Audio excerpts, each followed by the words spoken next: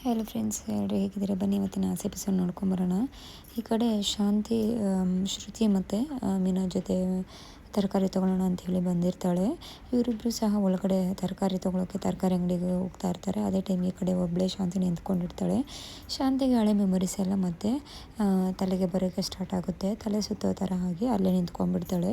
ಈ ಕಡೆ ಮೀನಾ ಮತ್ತು ಶ್ರುತಿ ಎಲ್ಲಿ ಅತ್ತೆ ಬಂದ್ರಲ್ವ, ಎಲ್ಲಿ ಕಾಣಿಸ್ತಾನೆ ಇಲ್ಲ ಅಂಥೇಳಿ ಅಂಗಡಿ ಎಲ್ಲ ಹುಡ್ಕಾಡ್ತಾರೆ. ಬಟ್ ಅತ್ತೆ ಬಂದಿರಲ್ಲ.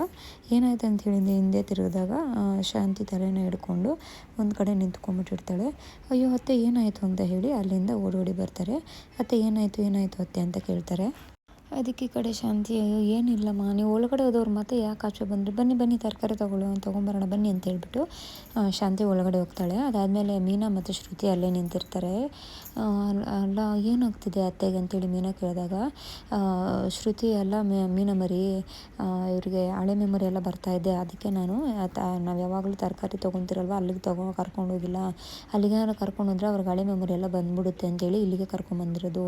ಯಾವುದೇ ಕಾರಣಕ್ಕೂ ಅತ್ತೆ ಚೇಂಜ್ ಆಗಬಾರ್ದು, ಅತ್ತೆಗೆ ಶಾರ್ಟ್ ಟೈಮ್ ಮೆಮೊರಿ ಲಾಸ್ ಆಗಿದೆ, ಖಂಡಿತವಾಗ್ಲೂ ಅವ್ರಿಗೆ ಮತ್ತೆ ನೆನಪಾಗ್ಬಿಡುತ್ತೆ, ನಾನು ನೆನಪಾಗದೇ ಇರೋ ರೀತಿ ನಾವು ನೋಡ್ಕೊಬೇಕು, ಬನ್ನಿ ಹೋಗೋಣ ಅಂತ ಹೇಳಿ ಆ ತರಕಾರಿ ತೊಗೊಳೋದಕ್ಕೆ ಹೋಗ್ತಾರೆ. ಈ ಕಡೆ ತರಕಾರಿ ತೊಗೋಬೇಕಾದ್ರೆ ಶ್ರುತಿಗೆ ಕಾಲ್ ಬರುತ್ತೆ. ಸರಿ ಅಂಥೇಳಿ ಶ್ರುತಿ 1-2 ನಿಮಿಷ ಫೋನ್ ಬರ್ತಿದೆ ಅಂತೇಳಿ ಬರ್ತೀನಿ ಅಂತೇಳಿ ಆಚೆ ಹೋಗಿ ಮಾತಾಡ್ತಾ ಇರ್ತಾಳೆ. ಈ ಕಡೆ ಮೀನಾ ಮತ್ತು ಶಾಂತಿ ತರಕಾರಿಗಳನ್ನು ತೊಗೊತಾ ಇರ್ತಾರೆ. ಇಷ್ಟು ದುಬಾರಿ ಆಗೋಗ್ಬಿಟ್ರೆ ತರಕಾರಿಗಳು ಹೆಂಗೆ, ಬರೀ ಸೊಪ್ಪಲ್ಲೇ ಜೀವನ ಮಾಡಬೇಕಾಗುತ್ತೆ ಅಂತ ಹೇಳಿ ಮೀನಾಗೆ ಹೇಳ್ಕೊಂಡು ತರಕಾರಿಗಳನ್ನು ತೊಗೊತಾ ಇರ್ತಾಳೆ ಶಾಂತಿ. ಅದೇ ಟೈಮ್ಗೆ ಈ ಕಡೆ ಶ್ರುತಿ ಫೋನಲ್ಲಿ ಮಾತಾಡ್ಕೊಂಡಿರ್ತಾಳೆ. ಅದೇ ಟೈಮ್ಗೆ ತುಂಬ ಜನ ರೌಡಿಗಳು ಜೈಲಿಂದ ರಿಲೀಸ್ ಆಗಿ ಬರ್ತಾ ಇರ್ತಾರೆ. ತುಂಬ ದಿನ ಆಯಿತು ಜೈಲಲ್ಲಿ ಒಂದು ಹುಡುಗಿನ ಕೂಡ ನೋಡಿಲ್ಲ ನಾವು, ನೋಡು ಫಿಗರ್ ಹೆಂಗೆ ನಿಂತಿದೆ, ಬಾರೋ ಚಮಕ್ ಕೊಡೋಣ ಅಂತ ಒಬ್ರಿಗೊಬ್ರು ಮಾತಾಡಿಕೊಂಡು ಶ್ರುತಿಗೆ ಡಿಕ್ಕಿ ಹೊಡ್ಕೊಂಡು ಒಬ್ರು ಹೋಗ್ತಾರೆ. ಆ ಕಡೆಯಿಂದ ಇನ್ನೊಬ್ಬರು ಡಿಕ್ಕಿ ಹೊಡ್ಕೊಂಬರ್ತಾರೆ. ಸಾರಿ ಮೇಡಮ್ ನೋಡಿಲ್ಲ ಅಂತ ಹೇಳಿ ಅಂತಾರೆ. ಅದಕ್ಕೆ ಶ್ರುತಿ ಇಟ್ಸ್ ಓಕೆ ಪರವಾಗಿಲ್ಲ ಅಂತ ಹೇಳಿ ಶ್ರುತಿನೂ ಸಹ ಸುಮ್ಮನೆ ಆಗ್ತಾಳೆ. 1 ಸಲ 2 ಸಲ ಅಲ್ಲ 3-4 ಸಲ ಅದೇ ರೀತಿ ಮಾಡ್ತಾ ಇರ್ತಾರೆ. ಶ್ರುತಿಗೆ ತುಂಬ ಕೋಪ ಬಂದುಬಿಡುತ್ತೆ. ಅದೇ ಟೈಮ್ಗೆ ಈ ಕಡೆ ಮೀನಾ ರೋಡಿ ಮೇಲೆ ಕೈ ಮಾಡ್ತಾಳೆ. ಗೊತ್ತಿಲ್ಲದೆ ಮುಟ್ಟೋದಕ್ಕೂ ಗೊತ್ತಿದ್ದು ಮುಟ್ಟೋದಕ್ಕೂ ತುಂಬ ವ್ಯತ್ಯಾಸ ಇದೆ. ನೀವೇನು ಬೀದಿ ಚಪ್ಪರುಗಳೇನು ಈ ಥರ ಆಡ್ತಾ ಇದ್ದೀರಾ, ಅದು ಹೆಣ್ಮಕ್ಳ ಹತ್ರ ಅಂತ ಹೇಳಿ ಸರಿಯಾಗಿ 1-2 ಮೀನಾ ಒದೆ ಕೊಡ್ತಾಳೆ. ಒದೆ ಕೊಟ್ಟಿದ ತಕ್ಷಣ ಅಲ್ಲಿರೋ ಫ್ರೆಂಡ್ಸ್ ಎಲ್ಲನೂ ಮತ್ತೆ ಬಂದು ಮುತ್ಕೊಂಡ್ಬಿಡ್ತಾರೆ. ಒಂದು 5-10 ಜನ ಬರ್ತಾರೆ.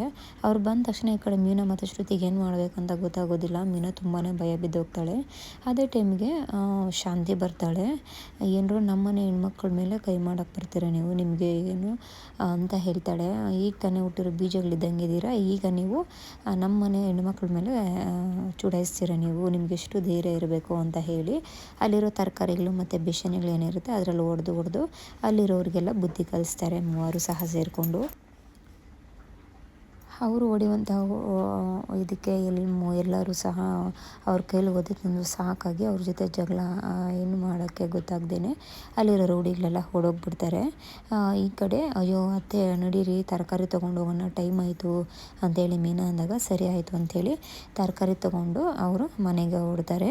ಈ ಕಡೆ ಶೋರೂಮಲ್ಲಿ ಮನೋಜ ಕೂತ್ಕೊಂಡಿರ್ತಾನೆ. ಈ ಕಡೆ ರೋಹಿಣಿ ಬೊಟ್ಟಿಕ್ಕಿ, ಇದೇನು ಮನೋಜ್ ಏನೋ ಆಗಿರೋ ಥರ ಕೂತ್ಕೊಂಡಿದ್ದೀರಾ, ಏನಾಯಿತು ಮನೋಜ್ ಅಂದಾಗ, ಇನ್ನೇನು ಆಗಬೇಕು ನಿಮಗೆ, ಅತ್ತೆ ಅಮ್ಮ ಆ ಥರ ಚೇಂಜ್ ಆಗಿರೋದು ಸಾಲದ ಅಂತ ಅಂದಾಗ, ಏನಿಲ್ಲ ಮನೋಜ್ ಅತ್ತೆ ಆರಾಮಾಗಿದ್ದಾರೆ, ತಲೆ ಕೆಡಿಸ್ಕೊಂಬಿಡ್ರಿ ಅಂತ ಹೇಳಿ ಈ ಕಡೆ ರೋಹಿಣಿ ಅಂತಾಳೆ. ಇಲ್ಲ ಅಮ್ಮ ನನ್ನನ್ನು ಮುದ್ದು ಮಾಡ್ತಾಯಿದ್ರು, ಅವ್ರನ್ನೆಲ್ಲ ಒದಿತಾಯಿದ್ರು, ಇವಾಗ ಅವ್ರನ್ನೆಲ್ಲ ಮುದ್ದು ಮಾಡ್ತವ್ರೆ, ನನ್ನ ಒದಿತಾ ಇದ್ದಾರೆ, ನಿನಗೂ ಅದೇ ಅಲ್ವಾ ಬೇಕಾಗಿರೋದು, ಅಮ್ಮ ನೀನೇನು ಬಯೋದಿಲ್ಲ ಅಂತೇಳಿ ಮೊದಲನೇ ಅಮ್ಮ ಥರ ನನಗಾಗಲೇಬೇಕು ಅಂತ ಹೇಳಿ ರೋಹಿಣಿ ಜೊತೆ ಮಾತಾಡ್ತಾ ಇರ್ತಾರೆ. ಅದೇ ಟೈಮ್ಗೆ ಈ ಕಡೆ ಸೂರ್ಯ ಮನೆಗೆ ಬರ್ತಾನೆ.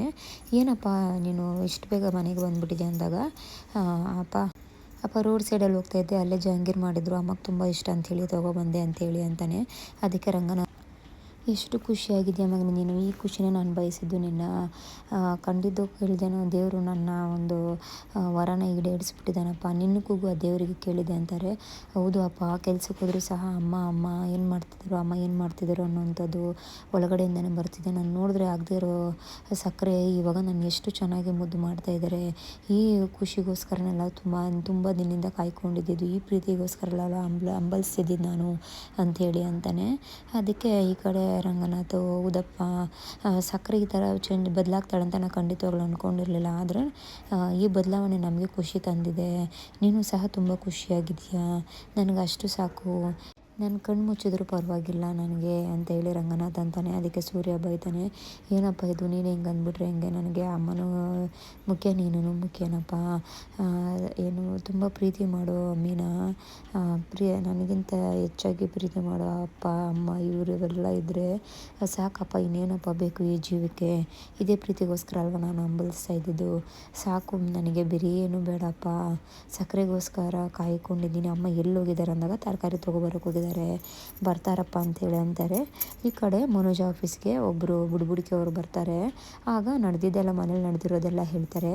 ಅದಕ್ಕೆ ಏನು ಮಾಡಬೇಕು ಅಂತ ಅಂದಾಗ, ಯಾವ ಜಾಗದಲ್ಲಿ ಪೆಟ್ಟು ಬಿದ್ದಿದೆಯೋ ಮತ್ತು ಅದೇ ಜಾಗದಲ್ಲಿ ಬಿದ್ದರೆ ಖಂಡಿತವಾಗ್ಲೂ ಹಳೆಯ ನೆನಪುಗಳೆಲ್ಲ ಅವರಿಗೆ ಬರುತ್ತೆ ಅಂತ ಹೇಳಿ ಅವ್ರು ಅಂತಾರೆ. ಆ ಥರ ಅಂದ ತಕ್ಷಣ ಓ ಸರಿ ಆಯಿತು ಅಂತೇಳಿ ಅವ್ರಿಗೆ ದುಡ್ಡು ಕೊಟ್ಟು ಅಲ್ಲಿಂದ ಕಳಿಸ್ತಾನೆ. ಈ ಕಡೆ ತರಕಾರಿ ಎಲ್ಲ ತೊಗೊಂಡು ಬರ್ತಾ ಇರ್ತಾರೆ. ಅತ್ತೆ ಒಂದು 2 ನಿಮಿಷ ನೀವು ಅಲ್ಲೇ ಇರಿ ಅತ್ತೆ, ನಾನು ಆರತಿ ತಟ್ಟೆ ಎತ್ಕೊಬರ್ತೀನಿ ಅಂತೇಳಿ ಮೀನಾ ಅಂತಾಳೆ. ಅದಕ್ಕೆ ಆರತಿ ತಟ್ಟೆನ ಏನಾಯಿತು ಎತ್ತ ಅಂದಾಗ, ಏನಿಲ್ಲ ರೀ ಒಂದು 2 ನಿಮಿಷ ಇರ್ರಿ ಹೇಳ್ತೀನಿ ಅಂತ ಹೇಳಿ ಮೀನಾ ತರಕಾರಿ ಕವರೆಲ್ಲ ಒಳಗಡೆ ಎತ್ಕೊಂಡೋಗಿಟ್ಟು ಅಲ್ಲಿಂದ ಆರತಿ ತೊಗೊಂಬರ್ತಾಳೆ. ಆರತಿಯನ್ನು ಮಾಡ್ತಾಳೆ ಶಾಂತಿಗೆ. ಆರತಿಯನ್ನು ಮಾಡಿ ತೊಗೊಂಡೋಗಿ ಆಚೆ ಹಾಕಿ ಬರ್ತಾಳೆ. ಏನಾಯಿತು, ಏನಕ್ಕೆ ಆರತಿ ಮಾಡ್ತಾ ಇದ್ದೀರಾ ಅಂದಾಗ, ಅಲ್ಲಿ ದೊಡ್ಡ ಜಗಳ ಆಯಿತು ರೀ, ರೂಢಿಗಳ ಮೇಲೆ ಎಲ್ಲನೂ ಜಗಳ ಆಯಿತು ಅಂದಾಗ, ಅಯ್ಯೋ ಜಗಳ ಆಯಿತಾ ರೂಢಿಗಳ ಮೇಲೆ, ಯಾಕಮ್ಮ ಏನಾಯ್ತಮ್ಮ ಅಂತ ಹೇಳಿ ಜೋರಾಗಿ ಶಾಂತಿ ಹತ್ರ ಓಡೋಗ್ತಾನೆ.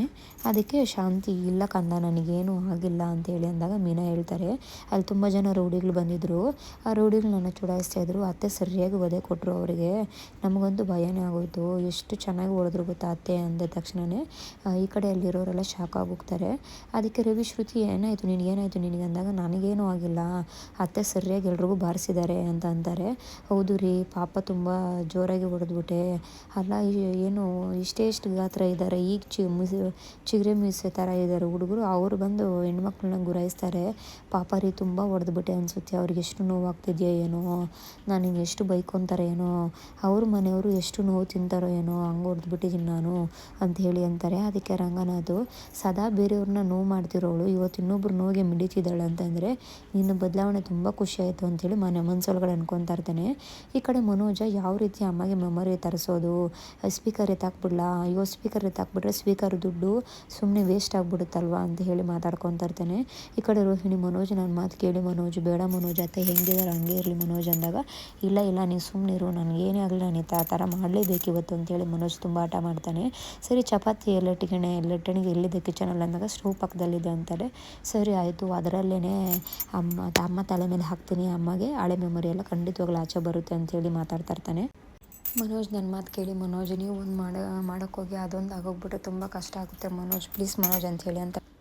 ಅಲ್ಲಿಗೆ ಇವತ್ತಿನ ಎಪಿಸೋಡ್ ಕಂಪ್ಲೀಟ್ ಆಗುತ್ತೆ. ಮುಂದಿನ ಎಪಿಸೋಡಲ್ಲಿ ಆದಷ್ಟು ಮೀಟ್ ಮಾಡೋಣ. ಒಂದು ವೇಳೆ ನನ್ನ ವಿಡಿಯೋಸ್ ಇಷ್ಟ ದಯವಿಟ್ಟು ಲೈಕ್ ಮಾಡಿ, ಶೇರ್ ಮಾಡಿ ಮತ್ತು ಸಬ್ಸ್ಕ್ರೈಬ್ ಮಾಡಿ. ಬಾಯ್.